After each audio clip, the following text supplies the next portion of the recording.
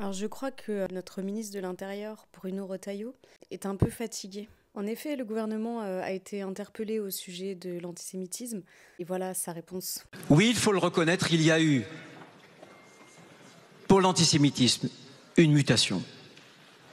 L'antisémitisme traditionnel, historique, de l'ultra-droite est toujours présent.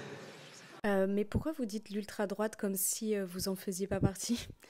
J'ai pas compris. Enfin, je sais pas, peut-être que je me trompe, mais il me semble que vous avez appelé à une politique de civilisation contre l'islamisme et le wokisme, que vous avez voté contre l'inscription de l'IVG dans la Constitution, que vous passez votre temps à cracher sur l'immigration, sur le multiculturalisme, l'excès de repentance de l'Occident. Vous avez même dit que la colonisation, franchement, c'était pas si mal finalement. Il y a même des députés RN qui disent que vous les copiez. Mais bon, continuons. Mais cette mutation a consisté à ajouter à cette dimension historique une dimension nouvelle, propagée par l'islam politique, non mollo, propagée aussi par une idéologie qui avance sous le couvert de l'antisionisme.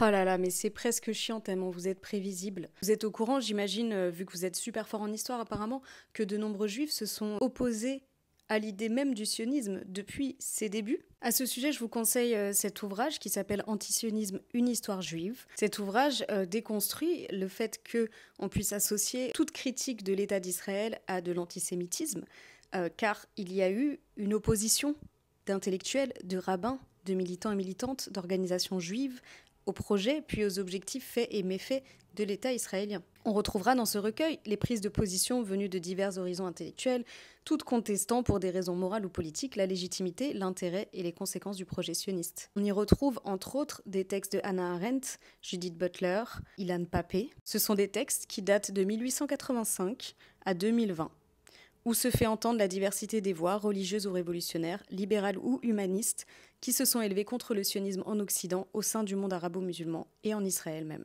Par ailleurs, si vous suivez un minimum l'actualité, vous n'êtes pas sans savoir qu'il y a un certain nombre d'organisations comme Jewish Voice for Peace, comme Tzedek en France, et plein d'autres à travers toute l'Europe et tout le monde occidental, et même en Israël encore aujourd'hui. En tout cas, on constate que ce gouvernement d'extrême droite suit la politique des Américains ou des Allemands, qui donc veut criminaliser l'antisionisme.